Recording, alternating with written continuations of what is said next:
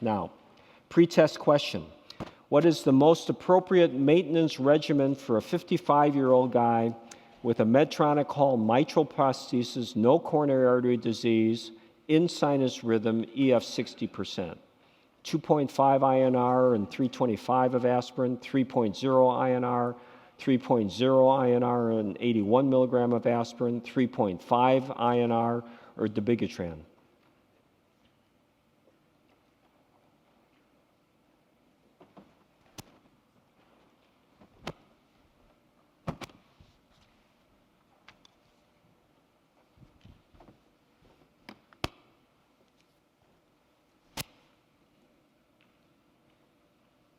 Oh, okay. Chance for improvement. Same patient, Medtronic Hall now has a stroke because you didn't do something.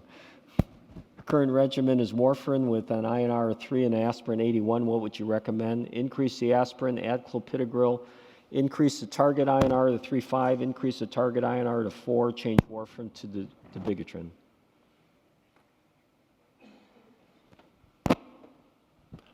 How many questions?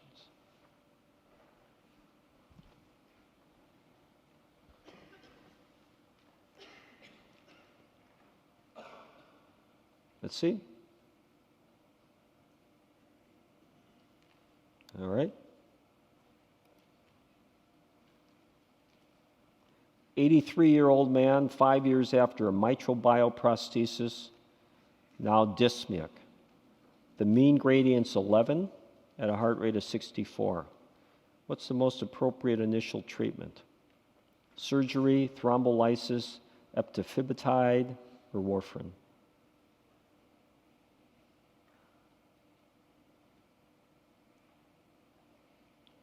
So the top one's a 4D rendered CT scan, the bottom one's your TEE.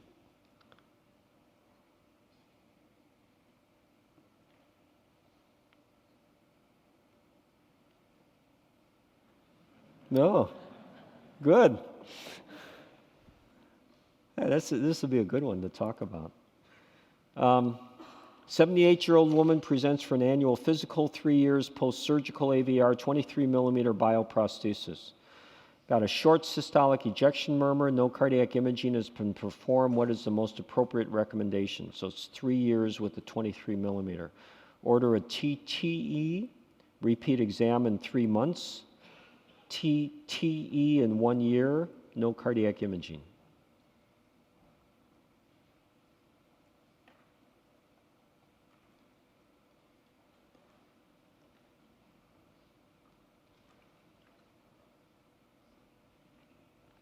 Know your appropriate use criteria. All right, Jeff. The talk today is on prosthetic valves, and I have no disclosures associated with this talk. When Nish asked me to give this talk, he said, your learning objective is going to be to describe the types of prosthetic valves and compare their relative benefits. I said, okay, I could give a talk on that. And so he signed me up, and then he sent me the rest of the learning objectives. So putting these all together, we are going to describe care, management, nuances, and board pearls for prosthetic valves in a nutshell. Okay? In order to do that, we're going to reference the 2014 AHA-ACC guidelines, and then in 2017 there was an update to those guidelines that came out. I will tell you when I'm mentioning those 2017 updates, because I think they're too new to occur on this year's board examination, but you should know about them for your clinical practice. And when you look at these papers that we're referencing, there's something in common about both of them. And I must say that putting together a talk like this does have some pressures associated with it. So for an outline to discuss these learning objectives, first we're going to talk about type of prostheses, compare mechanical and bioprosthetic, and then talk about which valve do you choose for which patient. We'll then move on to management of prostheses, covering antithrombotic therapy, follow-up timing and serial imaging, dental cares, and then some perioperative considerations. And we'll conclude the talk by discussing complications ranging everywhere from structural failure all the way to patient prosthesis mismatch. So let's dive right into our first section on types of prostheses. And really, you can lump prosthetics into one of two categories in Geschke's simple world. They're either mechanical or bioprosthetic. And when we look at the mechanical prostheses, some of the initial prostheses were these ball cage valves or Starr-Edwards valves, not implanted anymore, but you may have patients who have had long-standing mechanical prostheses that still have these valves. You can have tilting disc valves, those being either the Bjork-Scheile or the Medtronic Hall valves. And most commonly implanted now, in fact, almost universally implanted now, are those of the bi-leaflet mechanical prostheses. The most common of these that's implanted is the St. Jude, but I will draw your attention to the On-X valve because we're going to be discussing a very certain special scenario with that valve later in the talk. You can also get a valve that is connected to a graft or a conduit. This is Gore-Tex or PTFE, and these are used when you're going to be pursuing aortic root replacement. Shifting back to the bioprostheses, bioprostheses can take the form of xenograft, homograft, or autograft. Xenograft means that it arose from something that is not a human, so this could be bovine, porcine, equine, and they can be based from the pericardium of those animals, they can be whole explanted valves, they can be venous jugular valves from some of the equines. Homografts refers to human tissue, so these are cadaveric grafts. And autograft is when you take someone's own valve and place it in a different position. When we look at the xenografts, you can have stented or unstented valves. So these are some examples of the different bioprostheses. They will have different hemodynamic profiles, but we treat them all the same. And just like with the mechanical prostheses, you can get a conduit as well in the setting of a bioprosthesis. What about the new kids on the block? So the new kids on the block are the transcatheter valves, and these are all examples of bioprostheses. I've just selected a few here. Seems like every day there's more and more coming out or different revisions, but we treat these like bioprostheses that are implanted through a different approach, and we'll talk about some certain special caveats for these valves in the talk. Autografts, as we mentioned, are typically thought of as the Ross procedure, where the native pulmonary valve is transposed and placed in the aortic position. For adult patients, I would strongly discourage this procedure in just about every scenario that I can imagine, because you go from having a problem with one valve to now having two valves that have been operated on. So this is a procedure that I would overall discourage. And then homografts, as we discussed, cadaveric homografts. When we're selecting a prosthesis, we have to make a decision. Which valve for which patient? And we're weighing the durability of a mechanical prosthesis against the benefit of not necessarily needing therapeutic anticoagulation in a bioprosthesis. And as you approach your patient, you need to make a decision to choose the lesser of two evils. So when you look at your patient, you're going to say, is this a patient who's young, less than 50 years of age? Do they have AFib? Because if they're a young patient or they have need for pre-existing anticoagulation, there's a much more strong impetus to consider mechanical prosthesis. Now, there are certain scenarios, a young woman who wants to pursue pregnancy where you may consider a bioprosthesis, but in general, a younger patient is going to outlive their prosthesis, and then you're signing them up for an additional procedure. And as Dr. Nishimura outlined, not everyone is a candidate for valve-in-valve TAVR. So don't promise that to younger patients.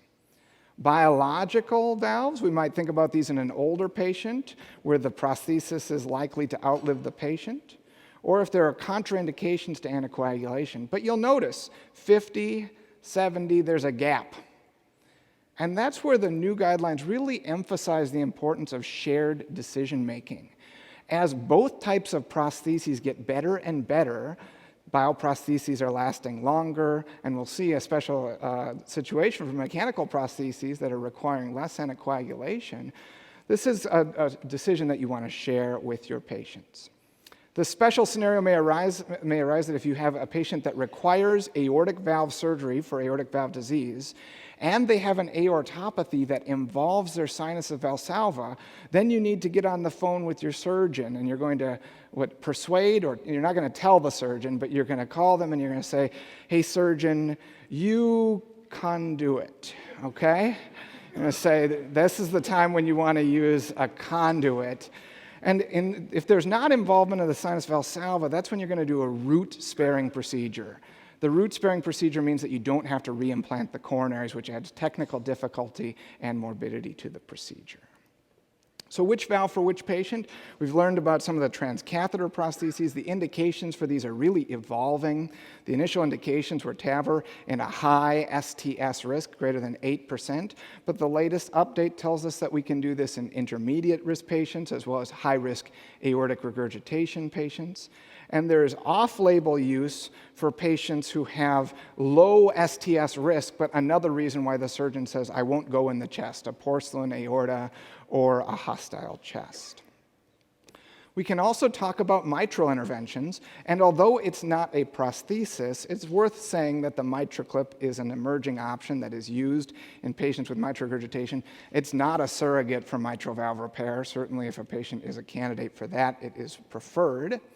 But there are times when we're doing prosthesis implantation in the mitral position percutaneously, and that's really the ongoing mitral trial. And this is looking at implantation of mitral bioprostheses in patients with severe circumferential mitral annular calcification, as seen on this 3D volume rendered TEE, or valve in ring or valve in valve. So ongoing trial, we'll see the results of that. There are institutions that are doing this. We are participating in the mitral trial.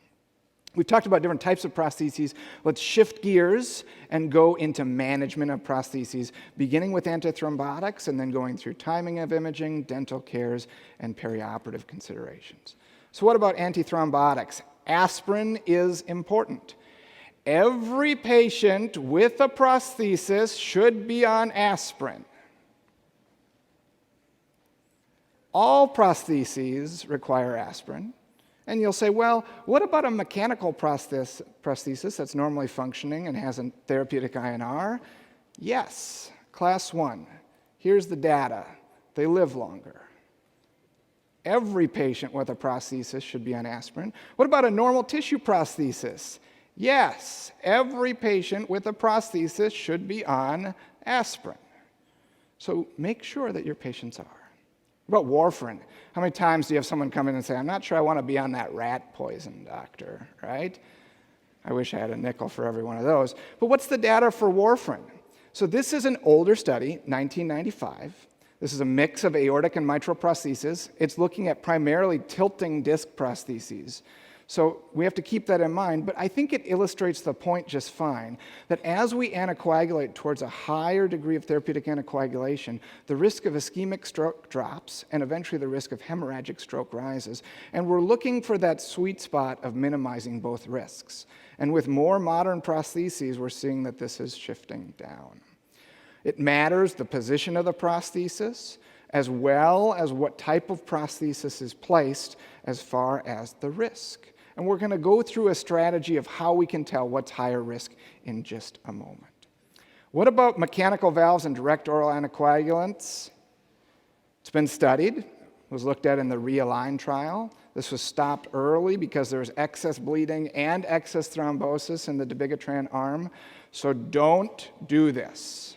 Don't give a direct or oral anticoagulant for mechanical prosthesis. If you're into art and you're thinking, well, is this something I should do? This is the Mona Lisa frown, okay? The Mona Lisa, it's not a question of is she smiling. This is a definite do not give. But then we can turn to bioprosthesis, and this is an area of controversy. I do not think this is going to show up on your examination. But I want to share with you thoughts on this. So right now, as per Dr. Madhaven, we don't routinely give patients with bioprosthesis direct oral anticoagulants, but the Aristotle trial has some interesting data buried within it. About a quarter of patients in this trial had moderate or severe valve disease, including some who had had valve surgery. And because of this, the latest guideline update says that a DOAC is reasonable in AFib with a CHA2DS2-VASc score of 2 and some native valvular disease. Note, this does not say prostheses. I'm giving the prostheses talk.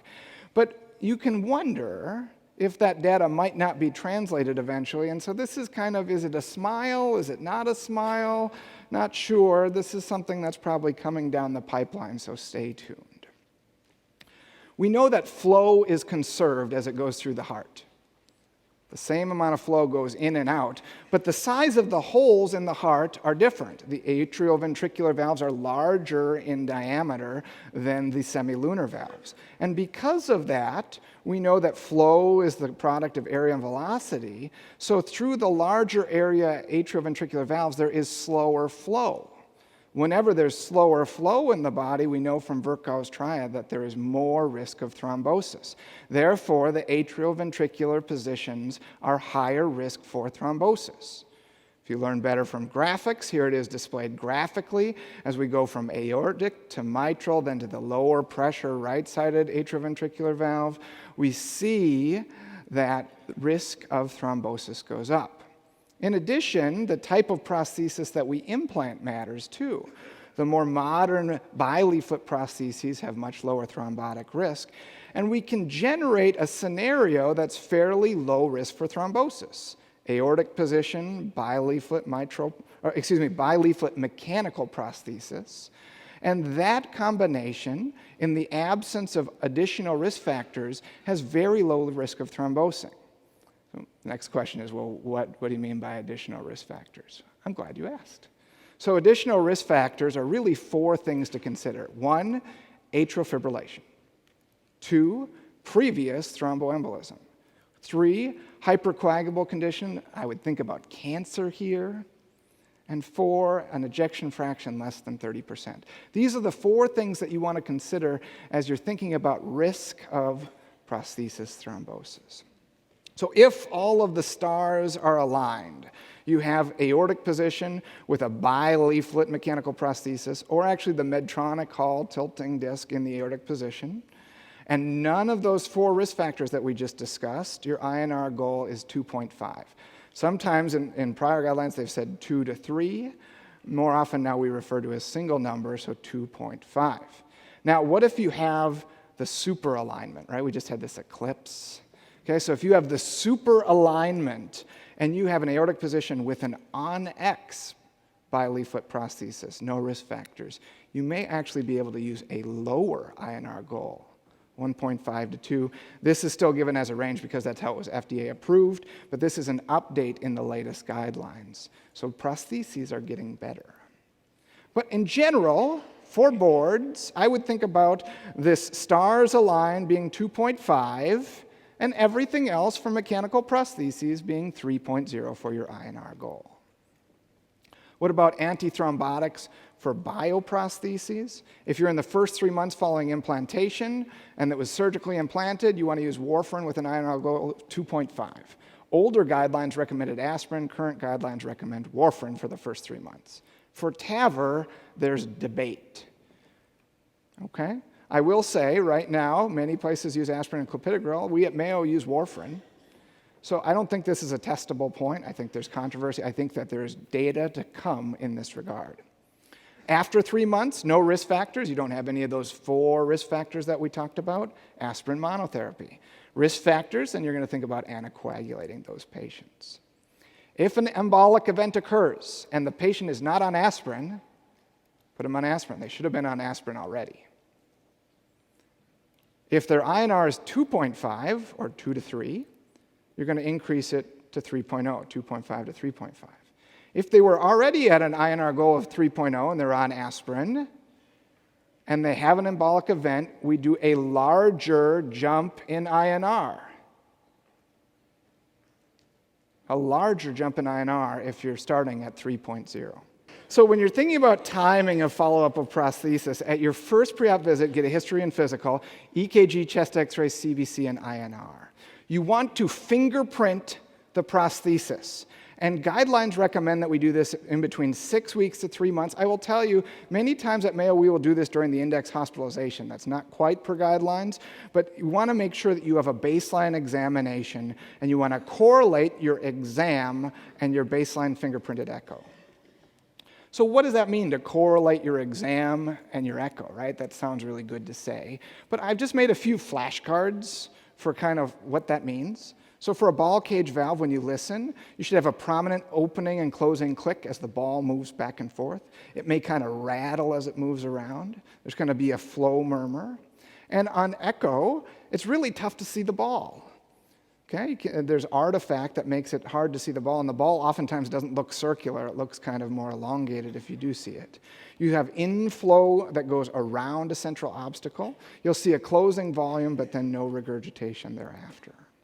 For a tilting disc, a soft, inaudible opening click, a much more prominent closing click. You can have a flow murmur. And here we see on a 4-chamber transthoracic echocardiogram, here we see the tilting disc valve. This is actually in the mitral position. This is the left ventricle, right ventricle over here. It's a single disc, and because of that, you have asymmetric opening, resulting in 2 orifices, one that's larger and one that's smaller. The washing jet in a Medtronic Hall prosthesis, this is a Bjork-Shiley, a Medtronic Hall prosthesis, has a large, prominent central jet. What about the bileaflet prostheses? Softer and audible opening click. I will say in thin patients, sometimes you can hear it. A prominent closing click. Many times we'll have a flow murmur. Here we have a transesophageal echocardiogram to show this mitral bileaflet prosthesis. 2 discs, you have symmetric opening that generates a total of 1, 2, 3 orifices, with the middle orifice being smaller. You can have small washing jets that occur. Bioprostheses, inaudible opening and closing. There's no clicks associated with these. They may have a flow murmur, particularly if it's a stented prosthesis. And when you look at them on echo, if you see a large strut like this, then you know that this is likely to be a stented prosthesis. They really shouldn't have much for regurgitation. And homographs are very difficult to distinguish from native valves. So if you see the sternotomy scar, you may have to ask a little bit more about their prosthesis. Transcatheter valves, this is a subset, of course, of bioprostheses, but bears an independent discussion. Exam, again, going to be very similar, but some caveats about these is that it may be very challenging to see the leaflets with transthoracic echocardiogram, and you need to evaluate for the position of the valve and pay special attention for periprosthetic regurgitation as that correlates with outcomes. I've listed for you here kind of a normal bioprosthesis examination at each of the auscultation windows. This is for your review. As far as follow-up, patients who have a prosthesis should be seen annually. Now that does not say echo annually, but annual examinations. If your physical examination tells you that there's a status change, or the patient has a clinical status change, that is when you pursue an echocardiogram. If the patient is stable and the exam is stable, current US guidelines would say that we do the first echo 10 years post-implant. Just by a show of hands, how many people are following that practice? Wait 10 years? Yeah, not too many hands went up. But what I'll say is that the European guidelines give a little more leeway. They say 5, and I know that our practice does not necessarily reflect this in its entirety. But this is what the guidelines say. And then after 10 years, you can do annually. As far as how often to follow TAVR valves, I don't know that that's really well established. Routine annual echo is not indicated in mechanical prostheses if there's not a clinical or exam change, okay? Stable patient, they may have an early systolic ejection murmur. That's normal for a prosthesis. You don't have to get an echo. Dental cleanings. This was brought up in the last few talks, but this is super important. If you've heard it this many times, it really is.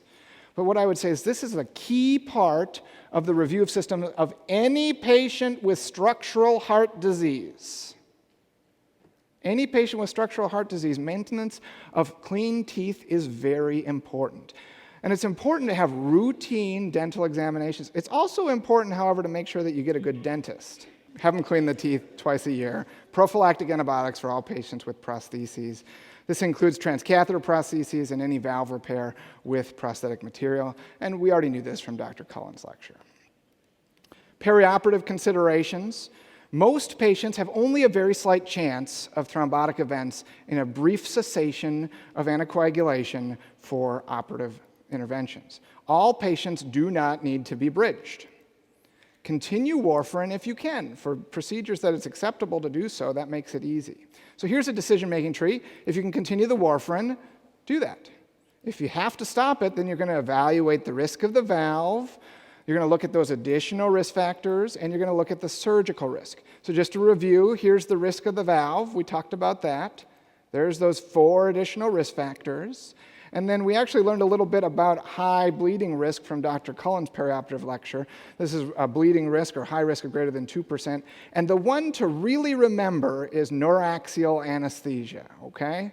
There's even separate documents written about this. There's high bleed risk. This is high risk area for bleeding, not much real estate there. So remember, those patients require a special approach. So you have a mechanical prosthesis. When do you bridge? If the stars align, don't bridge. Everything else, bridge. What about bioprostheses? So if you have no risk factors, those 4 risk factors, don't bridge. If you're in the first 3 months after implantation, or you have those risk factors, then bridge. So what does this look like? What do we actually tell patients to do? So this is if all the stars align for mechanical prosthesis. I tell the patient, hold warfarin for 5 days, obtain an INR the morning of the procedure, restart warfarin right after the procedure, continue aspirin. That's it. What about those others? So the stars have not aligned, we have a higher risk.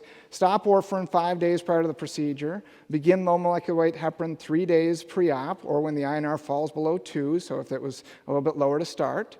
The last dose of your low molecular weight heparin 24 hours before your surgery. Check your INR the morning of the procedure. Restart warfarin immediately post-op. Remember DVT prophylaxis. Hold therapeutic heparin 48 hours. I will say this is a little bit dependent upon the procedure. If the surgeon says it's okay to do it a little bit sooner, that's fine. This is a little bit of a just kind of a rule of thumb to follow. And keep aspirin on board. Even for neuraxial anesthesia, typically aspirin can be maintained. A few extra little pearls for bridging anticoagulation perioperative management. If you need to reverse, low-dose vitamin K is usually the preferred way. More emergently, you can use fresh frozen plasma. But watch out if the boards ever try to get you to use low molecular weight heparin in someone with a low creatinine clearance, or large doses of vitamin K in the setting of prostheses. And for the rest of perioperative management, I'd really defer you back to Dr. Cullen. So, we will shift gears to our final portion of the talk now with complications. We're going to cover structural failure, thrombosis, hemolysis, endocarditis, and patient prosthesis mismatch. When we're talking about complications, these may not be the result of someone messing up. Sometimes you get everything set up just like you want it, and then sure enough, problems occur. Okay? So we need to know how to manage these complications. For bioprosthesis, really one of the most common things is that these develop structural degeneration over time. You put a bioprosthesis in for aortic stenosis, it's going to calcify just like the first valve did. Here we see a pathologic example of that. You can have pannus, which is a soft tissue ingrowth. I think of this kind of like scar ingrowth that can cause stenosis. Your valve can break. Or you can have something even more dramatic where the ball in your ball cage is no longer in the cage, right? Yikes. So not only can there be a problem with the valve, but you need to consider the neighborhood. Think about where the prosthesis is situated. So here we have a TAVR valve that was implanted far too low, right? No surprise if this is not functioning well if there's a lot of periprosthetic regurgitation. Here we have a conduit that's situated within the chest but is being compressed by a mass within the chest. Sometimes this could also happen in someone with a pectus excavatum. Here we see a valve that looks like it's working pretty well, but look in the neighborhood and look at this aortic valve. It's not really opening so well because this mitral leaflet here, the more anteriorly positioned leaflet, is causing outflow tract obstruction. So consider the neighborhood when you're thinking about things going wrong in prostheses. We need to talk about perivalvular leak. This is of particular importance for transcatheter prostheses because there's been a direct correlation between more periprosthetic regurgitation resulting in worse outcomes. There's also another caveat in those patients that you tell your surgeon you conduit. They're not going to have periprosthetic regurgitation because their prosthesis is connected directly to their conduit. Quantitation of periprosthetic regurgitation can be a challenge. That's a whole lecture unto itself. I will say that in TAVR valves, this can sometimes require multimodality, multi-imaging approach. What about thrombosis? Thrombosis does not always present as obstructive symptoms. Thrombosis does not always present as obstructive symptoms. What do I mean by that? Embolism can be the first presentation. So if you have a patient with a prosthesis, mechanical or bioprosthesis, and they present with an embolic event, this needs to be on your differential. Other things that should be on the differential when you should suspect it: new onset heart failure, thromboembolic events, as we said, or a change in examination. It comes back to annual examinations as part of a patient's care when they have a prosthesis. So if you suspect it, what do? First step is to get a transthoracic echo. You're going to look for features of high gradient, lower area, leaflet abnormality, abnormal regurgitation, or thrombus. We rarely see the thrombus, though, on the transthoracic echo. Then you're going to say, okay, well, I have this suspicion. How do I confirm it? What do I do next? If you're in the mitral position, consider a TEE. And especially if you have an imager that's comfortable with 3D, or you yourself are comfortable with 3D, that does add value in these situations, or a multi-detector CT. If you're in the aortic position, fluoroscopy remains an excellent tool to evaluate leaf-foot motion, as does multi-detector CT. So these give you further insight into leaf-foot motion. Let's see an example of this. Here we have actually a mitral prosthesis, and we can see something's not right here, right? One of the prosthesis leaflets is moving well. We do the TEE here alongside this. Look, we have one leaflet that's moving just fine and one leaflet that's stuck. No surprise, our mean gradient is 11 at a heart rate of 50 beats a minute. Not a good scenario. How's this look on 3D? Well, here we have a 3D transesophageal echocardiogram. This is the surgeon's view. We're standing in the left atrium looking at the mitral prosthesis. You can see where it's been sewn into place. The left atrial appendage would be up here. This is our atrial septum. Aortic valve is right there. And we can see that this leaflet does not open. This one does. Here we now flip. We're underneath the valve now in the ventricle. We can see that one leaflet is moving and one is not. So we've identified it. Now what do we do about it? Okay? We got to figure out a little bit more about the patient. Is this on the right side or the left? Is the patient symptomatic? And how big is the thrombus? Because that's going to determine which step of treatment we use: heparin, thrombolysis, or surgery. So what do you mean? This is kind of vague. Well, let's give an example. So left-sided valves, New York Heart Association class 3 or 4, you're thinking about surgery or fibrinolysis right off the get-go. They're symptomatic, you've identified a thrombus, and you're going to talk about their operative risk with your surgeon and figure out what the best approach is.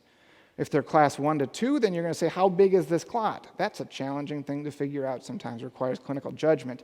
If it's a large clot, you're going to treat it more like this side. If it's a small clot, you may take a more conservative approach, but all of these patients receive prompt treatment. What if we're on the right? If we're on the right, we just take the intensity of treatment and dial it down a notch. So watch, we'll just take and we'll put it on the right. We just dial it down a notch. Left, right, okay? Less intense treatment for those. Lytics work, effective in 82% of patients, but not without a cost. Acute mortality 6%, and all the bleeding complications that you would expect to go along with administration of lytics to these patients. And keep in mind, it's not just mechanical prostheses that can thrombose. This is becoming more and more well recognized in bioprostheses. So what do you do if you suspect a bioprosthesis of being thrombosed? Get your echo, and then confirm with TEE or multi-detector CT. I've listed some things here that you can look for on those studies. This can be challenging. You need to have a high index of suspicion looking for it. And remember that the index event may not be obstruction, it may be an embolic event. Once we've identified this, we take a look at how symptomatic the patient is as we determine treatment. If they're class 4, we're going to do valve replacement. And the new 2017 update tells us that that can include TAVR. Can also consider thrombolysis. Okay, so this is a similar approach to the mechanical prosthesis, with the exception that TAVR is an option as well. If they are less symptomatic, consider a 30-day trial of warfarin. Bioprosthetic thrombosis, 30-day trial of warfarin in a less symptomatic patient, and then recheck. And you say, well, Geske, does this actually work? Well, here's an example. Kind of looks eerily familiar even, right? So this is a bioprosthesis. This is in the mitral position. And look at 2 of the 3 leaflets are not opening well. You can see this thrombus sitting in the belly of this leaflet. We gave them warfarin for a month.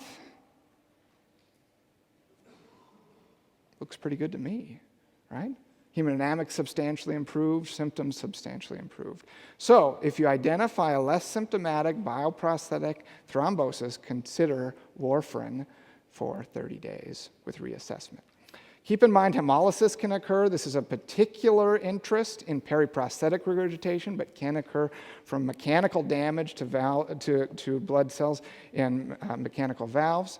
We see an increase in LDH, an increase in bilirubin, a decrease in haptoglobin, and schistocytes, which are these damaged or broken red blood cells on the smear.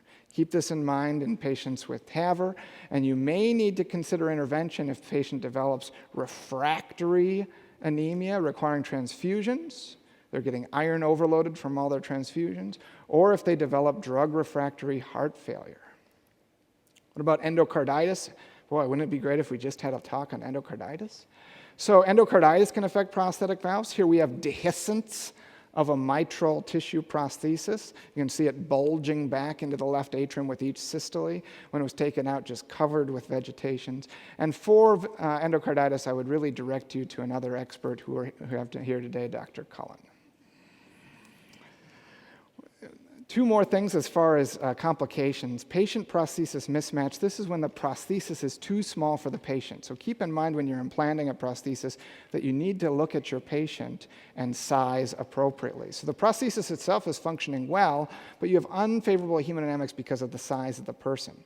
Always try to put in the largest prosthesis possible. Sometimes this involves expanding the root, can be much more technically challenging, but you can get away with not having this patient prosthesis mismatch to such a degree. All patients with a prosthesis have some degree of patient prosthesis mismatch. You're sewing a valve into a hole, you're therefore making that hole smaller. But we think about this as being really problematic when we get to a severity of 0.6 square centimeters per meter squared. We've talked about a couple of different causes of increased gradient. Anytime you get high flow, pregnancy, anemia, hyperthyroidism, wet beriberi, all these different things, or regurgitation, you can have an increase in your gradient. But there's also this thing of pressure recovery. And that's where my eyebrows always scrunched down. I said, I'm not sure.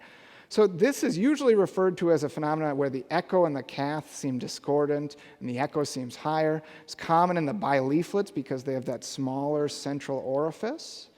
But this is a phenomenon that can be seen on hemodynamic cath as well. And what happens is you have potential energy that's converted to kinetic energy as flow accelerates through the area of the prosthesis and then gets converted back to potential energy. So the lowest gradient is here, the highest gradient is here as you pull back. And as you do a Doppler signal through this, you may catch a gradient that's discordant than a hemodynamic measurement done right at the level of the valve.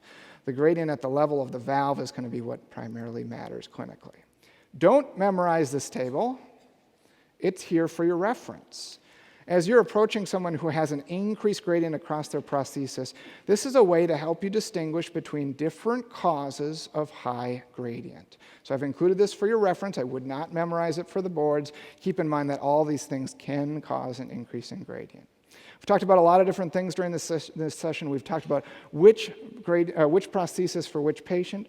We've talked about management of prostheses, antithrombotics, follow-up timing, dental cares, perioperative considerations, and then we've gone through a slew of different complications that can occur with prostheses. I will leave you with one slide of pearls. If you're asleep, wake up for the pearls, and this is what I really want you to know.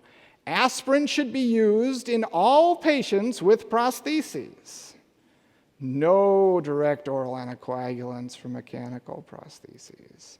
INR goal for prosthesis, a mechanical prosthesis, if all the stars align, is if all the stars align, it's 2.5, and if the stars do not align, then it's 3.0.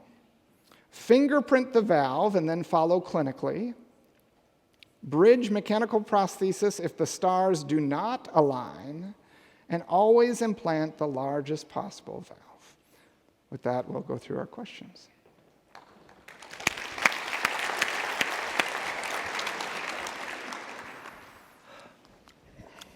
Nicely done, Jeff. A lot of information here. Let's go to the question, and we can kind of zoom off the question. The appropriate maintenance regimen for a 55-year-old man with a Medtronic, I guess it's a woman, a Medtronic Hall mitral prosthesis, no coronary disease, in sinus rhythm with an EF of 60%.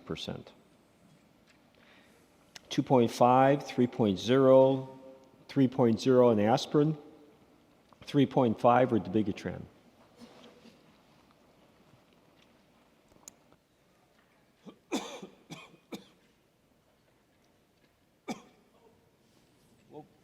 Not quite. All right, so you identified that this patient needs aspirin because they have a prosthesis. This is a Medtronic Hall, which is a lower risk valve, but it's in the mitral position. Because it's in the mitral position, all of the stars are not aligned. It's not in the aortic position. So your goal is not 2.5, it's 3.0, and you need aspirin on board.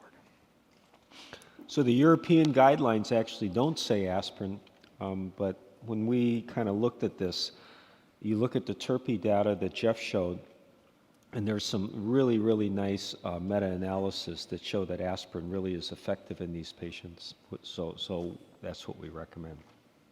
So the same patient has a stroke.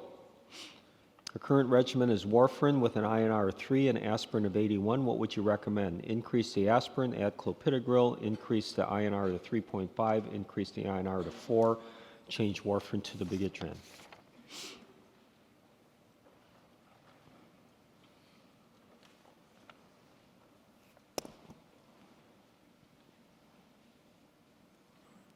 All right, well, quite a bit better, but still some room for improvement there.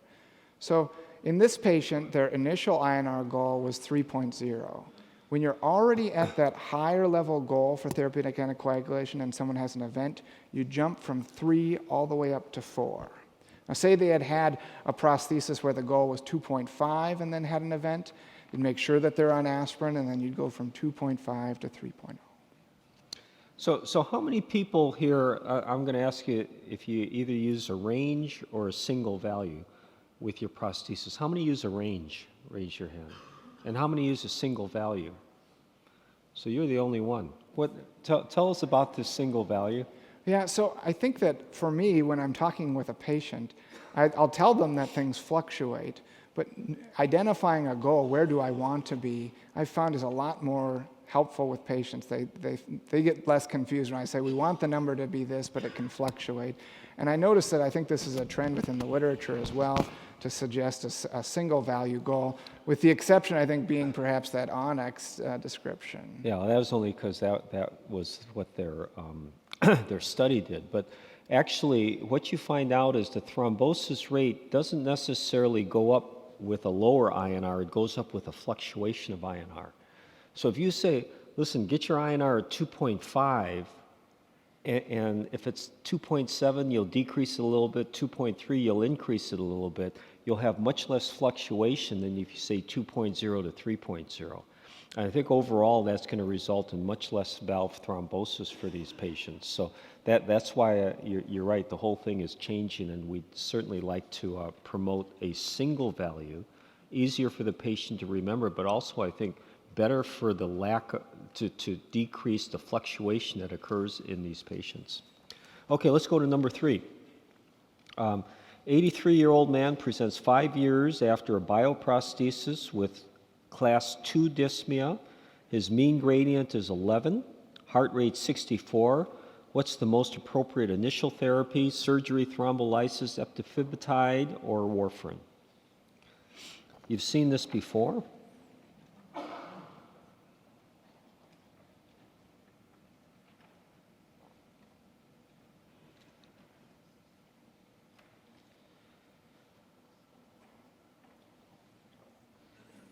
All right, so this is a patient with a mitral bioprosthesis. They are symptomatic, but they're not class 4. So because they're in that New York Heart Association class 1 to 3, we're going to give them a 30-day trial of a vitamin K antagonist, warfarin. And this patient actually, which we showed in the lecture, actually had resolution of the thrombus and did substantially better. Now, how long to continue warfarin in those patients is, I think, a clinical judgment. But certainly, in speaking with that patient, they felt so much better and they had low risk for bleeding, so we decided to continue anticoagulation. And you know, it's interesting that you would think that thrombosis in a bioprosthesis would occur within the first 6 months or so. But we've shown it out to about 10 years, even 10 years later, if they have stenosis of a bioprosthesis and they're not severely symptomatic, I think it's well worth doing. And so talk about this whole concept of valve-in-valve for a bioprosthesis. When do you do it? When do you not do it? How does that influence your initial decision to go with a bioprosthesis? Yeah. So what I would say is, certainly we're seeing that you can place these TAVR valves within bioprostheses, but it's dependent upon the real estate. So if you start with a small valve, you're only going to get smaller. And that's something that, as you're looking at a patient, if they have a small annulus to start, that's a consideration. I think there's been a lot of discussions about putting in bioprostheses in younger patients and then promising valve-in-valve, but not everyone ends up being a candidate for that. And my practice has still been very much that in those younger patients who I anticipate to have this prosthesis for decades, still strong consideration of a mechanical prosthesis, because every time you put something inside, you're getting smaller and smaller and smaller for that available valve area. Yeah, so there's some techniques that are coming up, but if your patient's going to have a 19 or a 21 millimeter bioprosthesis, the concept of putting a valve-in-valve is not a good one and stuff. So it has to be at least 23, and even then, we don't know about the long-term outcome of these for valve-in-valve. It's interesting. So when you say shared decision making between 50 and 70, what kind of are the numbers that you talk to patients about with shared decision making of a bio versus mechanical? Yeah, so I'll talk to them about the fact that even within a certain prosthesis, it's patient dependent. If you have someone who is on dialysis, they're going to burn through a tissue prosthesis far faster than someone else. Similarly, very young people seem to wear tissue prosthesis out earlier. So talk about annual risk of stroke associated with anticoagulation. We showed some of that data actually in one of the earlier slides, the 1995, as far as risk of hemorrhagic stroke with warfarin anticoagulation. And I will sometimes, again, talk with my patients about the lifespan of tissue prostheses, and I'll give them a ballpark range. I'll say, this may last anywhere from 10 to 15 years. Clearly, there are people that fall on either side of that range as far as length of duration for tissue prostheses, but I think it gives them an idea of how long we're looking at before a repeat valve replacement. So the things Jeff said, to reiterate, number one, with renal failure or dialysis, if they can tolerate anticoagulation, give them mechanical, because the bioprosthesis is going to just calcify. Number two is the younger the person is, the more the increased calcium metabolism that's there, the faster it's going to degenerate. So the durability of a 70 to 75-year-old man with a bioprosthesis, they're actually going to have a longer lifespan of their prosthesis than a 45 or 50-year-old. And I think that's important. The third thing that patients are always worried about is stroke.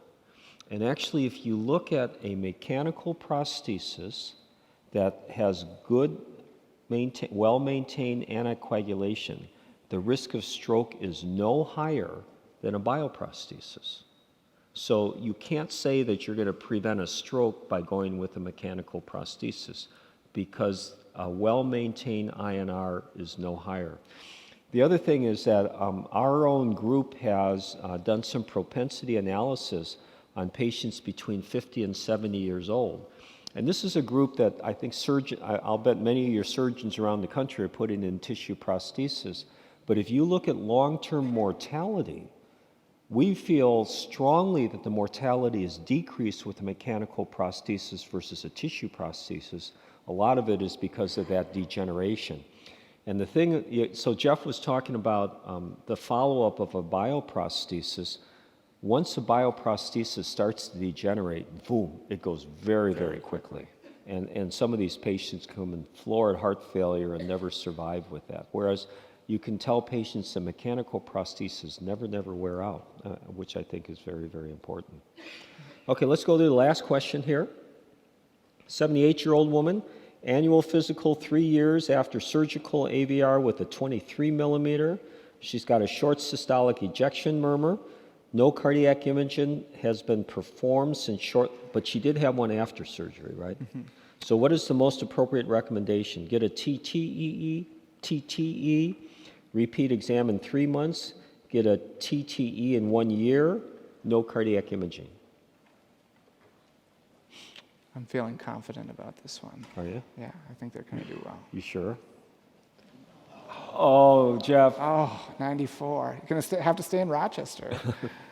Okay, so no cardiac imaging, mechanical valve, no cardiac imaging until the change. That's right. Let your exam guide you.